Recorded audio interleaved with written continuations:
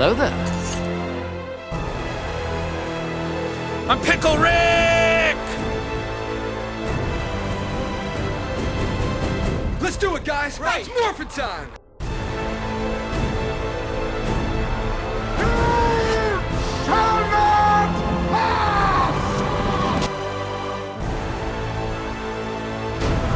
Avengers!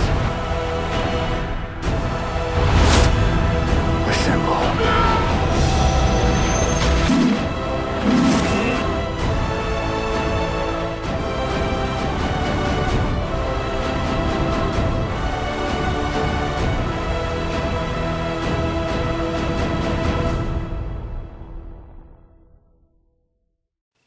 What's up, guys? Welcome back to another episode of Geek Culture Talk on the channel, and today we are reviewing Wonder Woman 1984.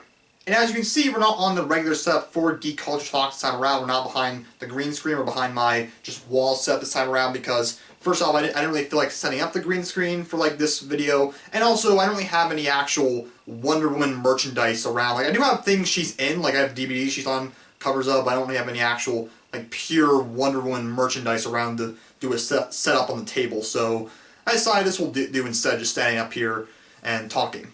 So yes, of course, we're talking about Wonder Woman, I can't say it properly sometimes. Wonder Woman 1984. So of course, this came out on Christmas Day, and it was a moderate hit, I'd say. I mean, it did pretty well for HBO Max. This has been a long time coming to get this movie to come out, because I think originally, the first time it was supposed to come out was back in November 2019, but then Comic-Con in 2018, they announced that they're pushing it back to June 2020, which I don't know why they did that. I think, my only guess is because Joker was coming out the month prior in 2019, so they decided not to, maybe they didn't want them to conflict possibly, I don't really know. But then it's kind of weird that they pushed it to 2020 in June, where we come out a month after Black Widow. So, but who really knows? But of course, as we all know, that June 2020 release date did not pan out for most movies, because of course 2020, pandemic, theaters shut down. Yeah, not good. We all know that story. And it was pushed from its June release date to an August release date, then to an October release date. Then I think it was put on hold for a little bit, like indefinite hold, no release date. Then they decided, okay, you know what, we're just going to release it in theaters on December 25th, but also it's going to go straight to HBO Max on the same day. So this was a big move for Warner Brothers. Because a few movies by that point in the year had gone to streaming sites, like Mulan was a major one that went to Disney+, but Wonder Woman 1984 was a much bigger film. Like, that was a major one they announced that they were putting it on HBO Max on the same day as theater release, so that was a big deal, and of course they're now carrying through with that idea of putting all their films on HBO Max same day as the theaters release in 2021, which is now, so yeah. But anyways, we finally got this movie to come out, so what did I think of it? Thought it was okay. Like, that's not much. I didn't think it was great, but I didn't think it was awful either. It was just kind of, okay, but it was a bit of a letdown a little bit, I will say, when I started watching. I mean, there are some people online who I'm seeing are hating on this film, like, really not liking it. Like, I didn't, dislike that. Like, look, it's really hard for me to, really get mad or angry at a film. Like, it takes real effort for a film to get me, so pissed at it, be like, oh, you're just a piece of crap, how dare you get made. Like, it's not often I get really mad at a movie and give it, a crap rating, honestly. Like, once in a while, yes. Like, there's one movie from, 1969 called Easy Rider. I doubt most of you have heard of it, I'm not really sure. I watched it, and I hated it. I did not like the movie at all. There's so many things about that I did not like. But, yeah, it made me angry afterwards. But that's it's one of the rare occasions I watch a film I just did not like it whatsoever. But this was not one of them. Honestly, I thought, this is fine, this is okay to me. It's not great, it's not horrible, it's just kind of, fine. But the movie itself, so the plot of the film, if I can possibly try to properly sum up the plot of the movie, because I gotta admit, it's kind of weird to sum up the plot, or kind of hard to explain the actual plot. It's a bit weird. So of course now it's 1984, it's been 70 years since the events of the first Wonder Woman happened, and now Diana, she's now living among modern society, but also still actively being Wonder Woman on the side a little bit. I mean, she's not fully active as Wonder Woman, she's still kind of hiding, not really hiding, but she's telling people hey, don't tell about me. So they're trying to keep the continuity with the later movies, how she wasn't active for years, but that she was still, just she kept it a secret a little bit, which I don't really know how she kept it that well of a secret, that she was still active in the world before the events of Batman v Superman and Justice League. I don't really know, so whatever. So in 1984, there's this business guy named Maxwell Lord, and he's uncovered this stone. I forget what the actual name of it was. I don't think there was a name for it, but it's basically this stone where if a person holds onto it and makes a wish, that wish is granted to them. So, of course, that has a heavy thing to do with the plot. So, a couple of characters grab onto it. So, like, Diana, she holds onto it at one point, like, and she's kind of just like, and she makes a wish in her head, like, wishing that, oh, I wish Steve Trevor was still alive and such. And she kind of just says, like, this isn't gonna work really. Of course, it does. And also, of course, Barbara Minerva, who's the cheetah in the film, she holds on to it and says she wishes she was more like Diana because she's kind of like a loser, weak, clumsy. Like, a lot of people just kind of ignore her and like doesn't have a lot of friends and whatnot, all that stuff. And then Maxwell Lord, when he finally gets it, he's like, because he doesn't want to, because there's only one wish a person gets, so he decides to. He grabs onto it and wishes he was the Rock. Which when I first heard that, I was like, "What, you want to be a rock itself? Like you want to turn into a freaking boulder?" But no, it's like he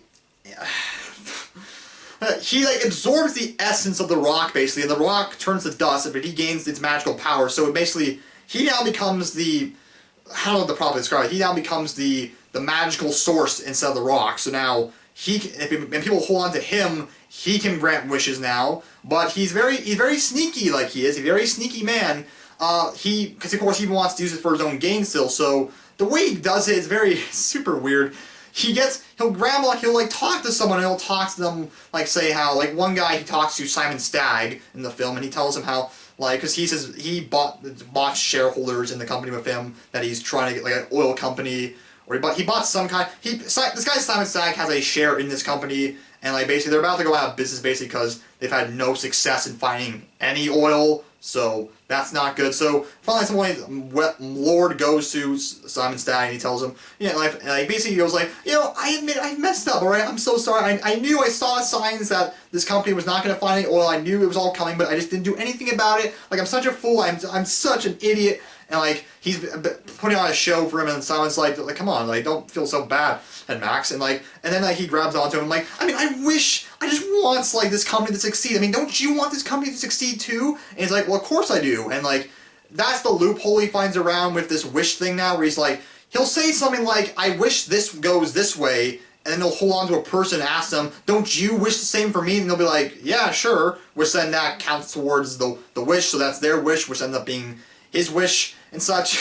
It's very weird to explain, like, and it sounds kind of crazy.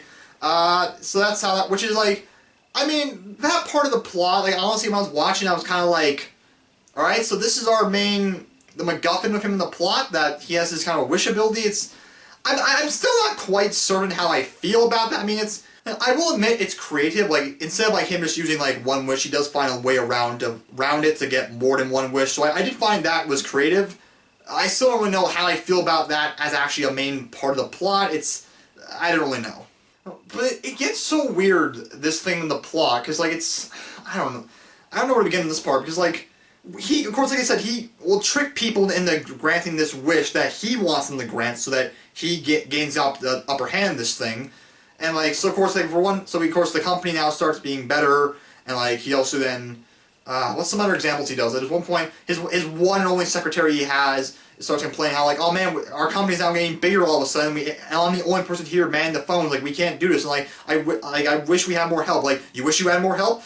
I'm like, yeah, I wish we had more help. Okay, and then he grabs onto her hand like, okay, did you say you wish we had more help? Yes, I wish we had more help. And then they got more help and such stuff like that. But there's a very confusing thing with his abilities. I don't understand, like, at all in the slightest. So I'll try and talk slowly here. So when he tricks people into getting this wish granted for them that benefits him, he also gets another thing a part of the wish. So, for example, he talks to this one guy who's like this king or like monarch of a land, and he wants, I can't recall exactly what he wanted from him. I don't really know, but I don't remember exactly what he needed him in the plot for, but he goes to this guy and he grabs onto him and he wants him to make a wish, and he lets him grant his own wish. He like grabs onto him and says, so what do you wish for more than anything in the world? And he says, well, I wish my land was like, protected back to normal. Well, I had like walls and everything, so I could like keep out like the riffraffs or whatever. I don't really exactly remember why he wanted the walls built. So then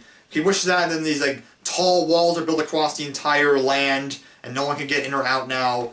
But then, for doing this wish now, Maxwell Lord now gains his security detail entirely. Like, he now, like, once he's done, like, and in return, I get your army, your security, and your men, your bodyguards, and everything. I'm like, huh? How? And like and then he start following his orders. They're like, okay, yep, he's our boss now. Just simply go along. They're like, yep, all right, Maxwell Lord, you're the guy now. I'm like, what? Like, it's not explained. I don't get how that works. It's not like an exchange wish. It's not a wish for like, okay, you wish for that, and I get that as compensation. Like, it's not. If that was the idea of what the wish thing was, they don't explain that really well. It's kind of weird. And he does it again later on in the movie when he talks to the president, which I can't. It was Ronald Reagan, the president. That's who it was at the time. And he talks to him, and he wishes, and he makes him make a wish for him. And he wants. Yes. I really don't remember what he was doing with him, the president. Honestly, it's kind of weird. He goes to Reagan and he makes him make a wish, and he lets him grant his own wish. Of course, like, so, Mr. President, what do you wish for more than anything? And the president's like, more nukes. Like, we need more nukes. I wish we had more nukes so we can, like, of course, defend ourselves better from our enemies and such like that. So he wishes for more nukes. And then, of course, a bajillion more nukes across the world now start appearing, and it goes insane, honestly. But then in exchange for that, like, the president now kind of works for him. But actually, the actual exchange in the wish is that he now gets access to this, like, top secret satellite he has that when they can use it to broadcast across the world, and like you can basically just record yourself broadcasting and then take your broadcast signal and put it across every, like, broadcast TV in the world, everywhere, every laptop, monitor, TV, phone, like, just go everywhere in the world. So like it will just hack into every system, and like it'll play everywhere, so you can talk to everyone at once. So they were gonna use it to, like, if they need to ever, like, quickly get in contact with, like, an enemy down in another country or something like that. So stuff like that. So that's what he gains in the deal. But then the Reagan, or the president's like, I don't get it. I really don't get it. He then starts listening and taking orders from Lord, like, now, like, mind control. I'm like, what is this? Like, you don't have control over him. Why is he like just, yeah, have our satellite. Oh yeah, have this also. Yeah, get him some new clothes or get him a drink or whatever. Like, what?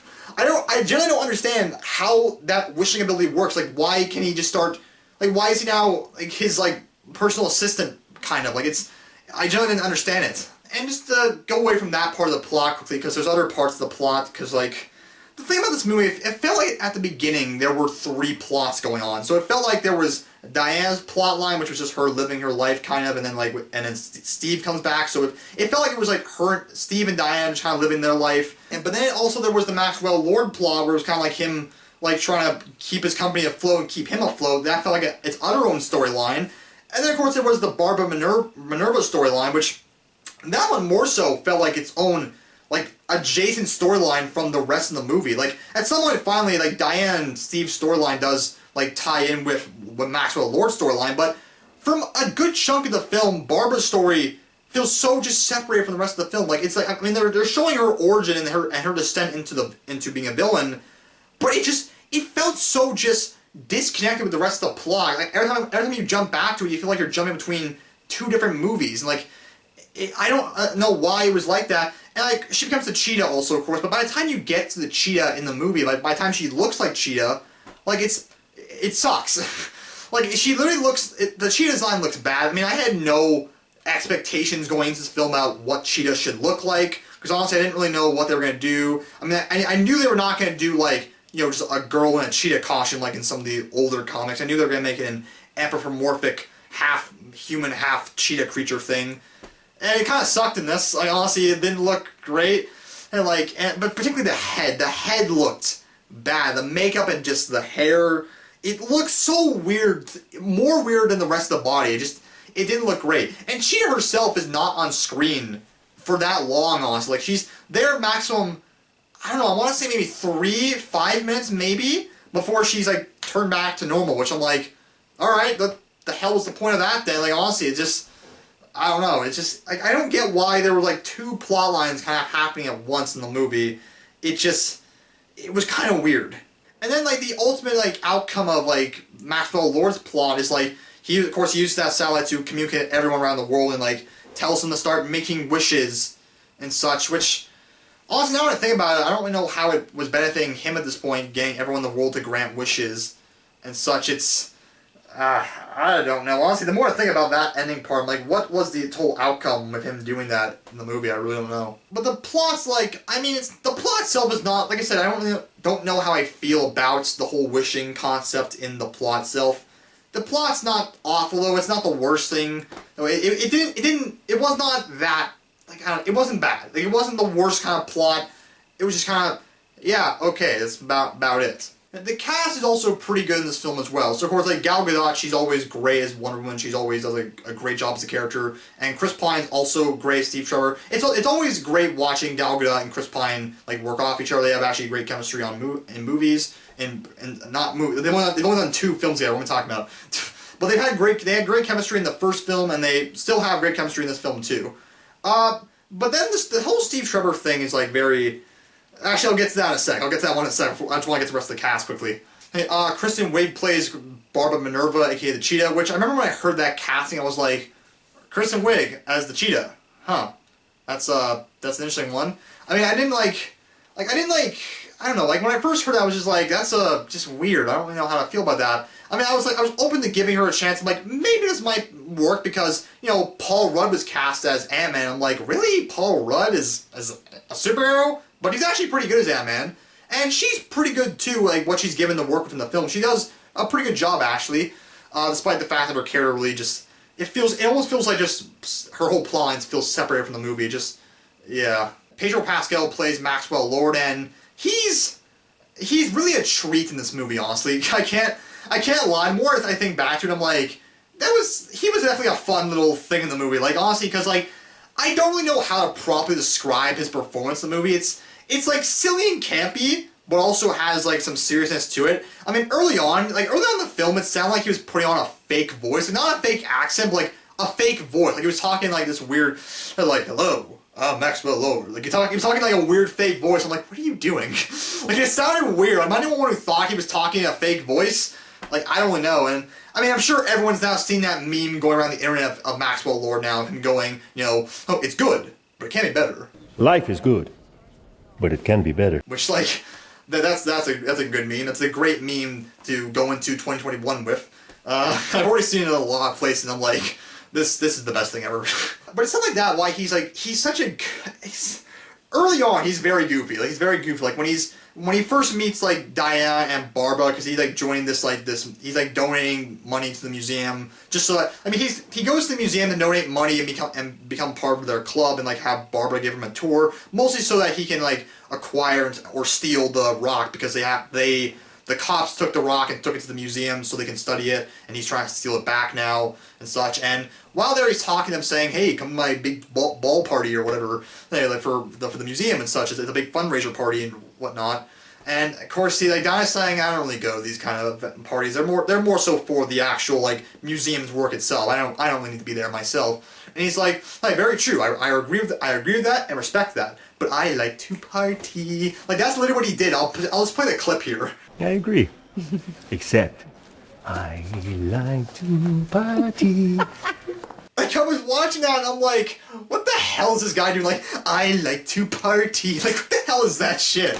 Like, it's almost like Sam Raimi Spider-Man kind of. You could see someone in those films doing, like, who would you see? Like, you would see Emo Peter doing, like, something like this kind of stupid thing. Like, you would see him doing that. I'm like, but despite the kind of goofiness he has in the plot, there is, like, he does a really good job of playing the character, though. There's some parts, like, when you see Maxwell Lord, voice crack there. Throughout the movie, you see he's kind of like, you know, it's great having this ability, but you see it's not entirely great on him, because at one point in the movie, you see he has a half bloodshot eye, and, like, his ears start bleeding also, and his nose starts bleeding and such. Like, it's painful on him, and, like, I think at one point you can see his veins out of his head, maybe, like, of pain. I don't recall. Maybe I'm making that part up. No, I think I am. I think I'm literally making it up from seeing a fan edit of Henry Cavill Superman being corrupted with, like, veins on the side of his head. And why did I literally jump to that for some reason?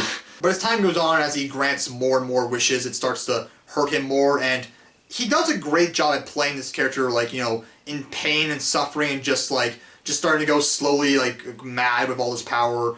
Like he does a really good job of that, I will admit. Like, he does a really good job of, like, just kind of, like, the slow descent, going mad, and, like, just in pain a lot. Like, he does a really good job. seeing Pedro Pascal in this and also in The Mandalorian, he's a really good actor. I want to see him in some more bigger projects down the line because he's really good. One thing though I did really like with his character, with Maxwell Lord in the movie, is that at the end they actually redeem him. Like, at the end they don't kill him. They don't kill him or Cheetah in the movie, which I'm like, that's a nice change of pace. Which, I mean, the DC movies haven't been killing off their villains like Marvel does willy-nilly. Like they've only killed off a few villains. Like they've killed Zod and whoever the villain was in Suicide Squad. They killed Ares in the first Wonder Woman. I think they killed Steppenwolf in Justice League. I don't really remember. But they don't kill either Cheetah or Maxwell Lord in the movie. And at the end of the film, like, because he's now starting to go kind of mad with power, like he's getting all these like people to grant wishes, and like he's gaining something from them, I think, too. I don't really know. Like, I think he's gaining something from these people giving all these wishes away. I don't really know. I can't recall, actually. But he's now kind of going mad with power, but then Wonder Woman makes him realize, you know, you don't have to do this. Like, think of, like, all these people, and, like, think of also your son and whatnot. And he starts through all this chaos because, like, the world's now going insane with all these wishes and such. And, like, people are kind of also hating on his company a little bit through other circumstances from what he's been doing. And they start kind of barging down his office doors, and, like, I don't know how this works, like, because I think he somehow can see his son. Oh, yeah, he has a son, by the way. What was his name again? Oh, shoot. What was the name of his freaking son in the movie? Alistair. His son's name was Alistair. God damn it, how did I almost forget that? But yeah, he has a son in the movie named Alistair, and I think, like, he's in his office still while he was away at that, you know, at that offshore site for, like, the satellite thing, hacking into all the TVs and whatnot, broadcasting it himself. His son was there, and I think he could somehow see him. I don't really know how he could. And, like, of course, you see from his point of view, his son, like, you see all these guys breaking down their office door, and, like, he managed to run away and escape, and, like, at some point he realized, Maxwell Lord realizes that, like, what am I doing? Like, my son might get hurt from all this, and at some point, he then, oh, yeah, also, but I forgot to mention, like, The Rock, in order to, like, stop all these wishes from, like, because there's a price, like, even though you get these wishes granted to you, you do lose the best thing about yourself, or your most valuable thing to you, which for some things like Maxwell Lord is kind of his, you know, sanity, I guess, a little bit with his mad power. For Cheetah, when she wishes to be more like Diana, she also loses her, like, her good personality and stuff. And when Diana, when she wishes for Steve back, she loses her powers and stuff like that. And, like, everyone else kind of renounce their wishes for, like, you know, to put the world back to normal and put them back normal and such. And so he finally renounces his wish, which then, of course, he loses the power of the Rock and such. And by doing that, by him renouncing his wish and losing the power of the Rock, it announces the wishes of everyone else, because he was the Rock. So now I guess everyone else, because since he's no longer has those powers, it also deletes all their other wishes, I guess, too. I think so. The point is, all the wishes are renounced, and he flies back remarkably quickly to find his son, and, like, you know, he hugs him and says, "I'm so sorry for all this," and, like, and he tells him that there's nothing else in the world that, I can't recall exactly what he said. I'll just play the clip here.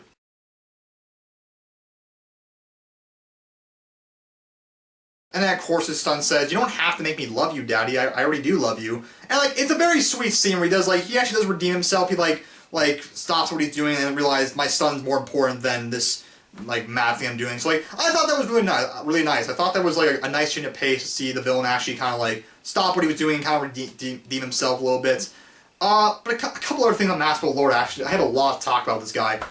His son, Alistair, kind of felt like a pointless character in the movie, honestly. I mean, he does serve a purpose at the end of the film, I mean, with that scene, but he's in the film, like, earlier. He showed up, like, early on in the movie, but it just, like, every other time he was in the film, he just kind of felt pointless. I mean, like I said, his scene in the ending, like, did serve a purpose, but all his other scenes in the movie just didn't feel like they served anything, really. Like, I mean, all it did really was just to show us, here, he's got a son, and then they kind of ignored him for good chunks of the film until he's needed for this final scene in the movie. I'm like, alright, I don't really, like, kind of felt a little bit pointless. I mean, there's a few characters like that in the film, like, there's this homeless guy named Bert that Barbara's friends with, who, like, you see at one point quickly early on, she's like, oh hey Bert, here's some food I brought for you. Like, oh, thank you, Barbara, sweetheart. I'm like, and I'm just kind of sitting here like, okay, so I'm assuming he's going to come back at some point and play a role later on. Like, he's going to get killed by Barbara, maybe, and that makes her realize she's going insane. But does she kill him by accident later on? Is that what I'm thinking? No, just at some point, Barbara Because also, in that same scene also, when she gave him that food, there was this guy that was hassling Barbara and was like grabbing onto her and such, and like Diana was luckily in the area, so she came in and just like knocked the guy out. And later on in the movie, Barbara runs into that guy again, and then she kicks the shit out of him for like, you know, doing that to her. And of course she like brutally injures him. And then the guy, Bert, shows up later on. He's like near the area and he's like, Barbara, what are you doing? And then he's like looking after the guy, like seeing he's like badly injured. And I'm like, was that really the whole purpose of this character? Like, what was just for that? Like, it doesn't show up again after that. I'm like, what was the point of this guy anyways? Like, he served no purpose in the plots. Like, you made it seem like early on he would serve a purpose later on, but he doesn't. It's like, doesn't serve any other purpose to Barbara's story or character, really. But back onto Maxwell Lord, actually, I'm sorry. I said I was going to talk about Steve Trevor also. I'll talk about him in a sec. But the last thing of Maxwell Lord, so for the time being. There's a part near the end of the movie where, you know, Maxwell is starting to go mad power and Wonder Woman's trying to convince him, like, don't do this and such. They decided at that point to establish that Maxwell Lord had a tragic backstory, like his father was abusive to his mother, he was a piece of shit to him, like he was picked on at school for like having like tattered clothes and like not speaking their language and like eating weird food, because like he was poor back then as a kid. And they established all of this to show you that Maxwell Lord's actually a very tragic, like sad character, like he had a pretty crummy life. And I'm like, I mean, that's all well and good. I like you're trying to give us this like tragic backstory to this character, but you don't throw that in the last 10 minutes of the movie.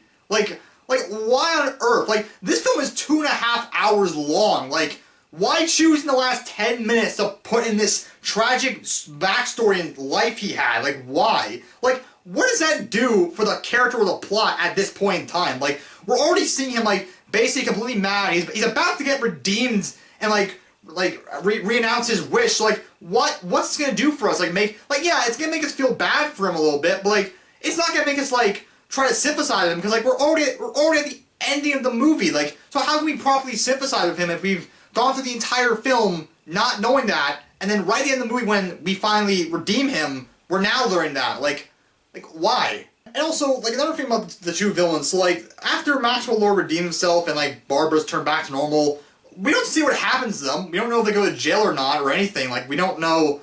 We don't see what happens to them afterwards. It's like, alright, so that's it? I don't know. I mean, maybe they might bring them back for the sequel. I mean, like, unless the sequel's set in, like, in modern day, which, if it is, like, then they'll be, like, they'll be, like, in their 80s or 70s by that point, so, I mean, unless they decide to set the sequel, the third film, like, a little close around this time frame, so, who knows. But on to the Steve Trevor thing. So, finally, sorry, but Steve Trevor in the film. So, you know, like, the way they brought Steve Trevor back, of course, like, Diana wishes he was still alive, and he's now back, of course, he's alive. And that's cool. It's great seeing him and Diana interact again. But there's one very weird thing they chose to go with Steve in this film. So when he's brought back, it's not like they reanimate his corpse and bring him back from the dead. Like, it's not that. So I don't really get what they were doing. So Steve's like essence or soul jumps into another guy's body entirely. And, like, when he first finds Diana, like, Diana does not know who he is, but then he talks to her and, like, and it makes her realize that it's actually him, and she's like, oh my god, Steve. But, like, it's so weird, and, like, it's never really addressed why he's in this guy's body. I'm like, so why is it when you wish him back to life, he doesn't get his own body back? It's like, he has to go into another dude's body entirely? Like, just full-on steals this guy's body, and they don't even address the repercussions of that. They're like, oh, great, Steve, you're back. I'm like, what about this random dude who you just see basically kidnapped, kind of? Like, what's going on there? And it's even weirder because it's not made clear to me, like, does Diana see this random guy? Or does she see Chris Pine? I mean, throughout the movie, you see, like, Chris Pine, Steve Trevor, because, like, that's who the character is, so you need to see him as the character. But it's like, so like I said, Diana first sees the random guy, but then once she finally realizes it's Steve, it transitions into, like, Chris Pine. So it's not made clear to me if she can actually see, like, Chris Pine or this other dude, because even when he looks in the mirror, he doesn't see him, he sees the random dude. So I'm like, are you just having Chris Pine there to establish that it is, like, Steve Trevor, so we're not confused in the movie? But so, can Diana see him? It's kind of weird, because then, I don't know. It's really freaking weird. And then Steve in the film also. I mean, I really like Steve in the movie. He's quite fun. Like, of course, I mean, they do the fish out of water storyline like they did in the first film with Diana, but now it's Steve, of course, where he's now trying to like adjust to modern society. Well, but modern back then, but you know what I mean. He's trying to adjust to the '80s style, like. And like honestly, I mean, it's a bit over the top and goofy at times. Like seeing him like react to like stuff like subway trains and like and also the escalator. But like you see, there's other scenes like where he first goes to a NASA museum and sees like rocket ships. And then when he sees like what planes are like nowadays, like he's in all shock and awe. Like, oh my god, this is so amazing. And I'm like that's kind of cool. I do like that. It's like really neat seeing him react to these kind of like things and all, and just shock and awe. Like, wow, this is so impressive, and just I can't believe this. There's also a great scene where Diana has him wear a bunch of different kind of clothing styles from the '80s, and like it's basically Chris Pine giving commentary on a lot of the weird zany clothing styles back in the '80s. Like there's one he puts on where he looks like a pirate. I'm like, I look like a freaking pirate. Like, no, you look great. I'm like this. I look like a pirate. Like, who dresses like this? He makes fun of about the parachute pants. Like, what does everyone wear parachute pants? Like, does everyone parachute? Which I'm like, I like that because I'm like, I never got why that was a fashion trend either. Like, why is that a big thing? People like wearing parachute pants. I don't really know. He also gravitates towards the fanny pack a lot. He likes that, and he also likes the Pacific shoes and stuff. Like, I don't know. I thought it was really fun and like cool and like funny to see him like react to all the time to different clothing. It was also funny to see him like go to an art museum like that has all this like very wacky and zany art. And Diana's like, so this is art. And at one point he like looks at a trash can, assuming that's also art, but she's like, see, that's a trash can. Like, oh, it's a trash can. Never mind. Which I thought that was like a joke on art, because a lot of times that kind of art is like very wacky and like weird looking, and you kind of wonder what kind of art is this? Like, so maybe that's a joke on that he's like viewing the trash can as also as art because it looks the same as all the other ones. Maybe that's the joke. That's what I thought, at least. My favorite scene with Steve Trevor in the film, though, is like, so of course they have to fly off to their country to go try and catch up with Maxwell Lord, and they take a plane. Which, oh yeah, that's another thing. Diana just somehow has access to this like airport field to get a plane, which I'm like, they never explain. I'm like, how do you have access here? I thought you would just say like worked at a museum. Why do you have access to this place? Like literally just swipes a card and like she gets in like just fine, no legal trouble at all. I'm like, what? But Steve gets on a plane, of course. He says, "Can I fly?" Like, yeah, sure you can. So he starts flying. It takes a couple seconds to figure out all the controls, but he gets it after a while. And then of course, but they're still stealing up planes, so they're like, they're got some security chasing after them, so they're like, oh, we gotta go. And it's like, relax. With me flying, they'll never find us. But then she's like, oh wait, shoot, I'm sorry, I forgot to tell you. There's this thing called radar. I can't explain it right now, but trust me, they will find us even in the dark. And then he's like, wait, they're gonna find us still? Are they gonna shoot at us? Well, shit, Diana. Which I'm like, I thought that was quite funny. I'm like, that's pretty good. That was funny. And then in that scene also we got the invisible jet, because Wonder Woman used she learned this magic ability where apparently there was this like her father years ago when he had to hide Themyscira from the rest of the world. He had this magic spell to like form the like invisible barrier around the island and such, and like she's been practicing that ability for the last while, and she's been getting better at it, and like she used that ability to like make the plane invisible and makes the invisible jet. And it's a really nice scene like in the invisible jet where they're, excuse me. It's a very nice scene where they're flying up in the clouds, like through a fireworks show because it's 4th of July. I thought this is a really nice scene. Like the visuals and colors look pretty good. But yeah, of course, at some point, finally, Diana is forced to like renounce her wish because Steve, like, of course, you know, with him being there, she's losing her powers and she can't. And Steve's like, I lived a good life. The world needs you. Like, you have to go stop this guy and such. And like she, of course, cries and she renounces her wish, and so he now goes away again. And you know, I'm sad to see him go. I'm part of me kind of wants to, like, I don't really know. I kind of wish there was some way they could bring him back again for the third film, which they're probably not going to bring him back. But I don't know. I just wishful thinking. I would hope they could find a way to somehow include him in the third movie somehow, because Chris Pine is quite good as Steve Trevor. There's not many other complaints or things that go on. I mean, the action in the film's good. It's quite good. I mean, like, I think the first film probably had some better action. I can't really recall. It's been a while since I saw the first film. But there was some pretty good action, though they never have IMAX format they never shoot in IMAX for some of the action sequences. Like they shoot the opening in IMAX where it's Diana's little kid, like, you know, doing an Olympic kind of competition. And the final scene in the movie's in IMAX, and I'm like, why is none of the actual big action sequences in IMAX? It's kind of weird. Like, I don't really know why, but the action was good. It was fun and like and creative. Like there's scenes where like she like lassos onto lightning, which like is like ridiculous and doesn't really make sense how she could do that. But it's a really cool scene seeing her just like lasso and swing onto lightning. She also learns to fly in the movie, which I'm like, okay, she didn't have that ability during Batman v Superman or Justice League or even at the end of the first Wonder Woman, because the ending of the first movie was set in modern day, and she wasn't flying there, she was like kind of super jumping. So I'm like, to me, it seems like at this point, the DC's letting the directors be like, just do your own thing. We're not really going to drive continuity at this point, so, just do your own thing. That's what I'm assuming. That's why she's doing this flying bit now. But even still, Patty Jenkins, she's contradicting her own movie by showing her fly in the past when she couldn't in modern day. Who knows?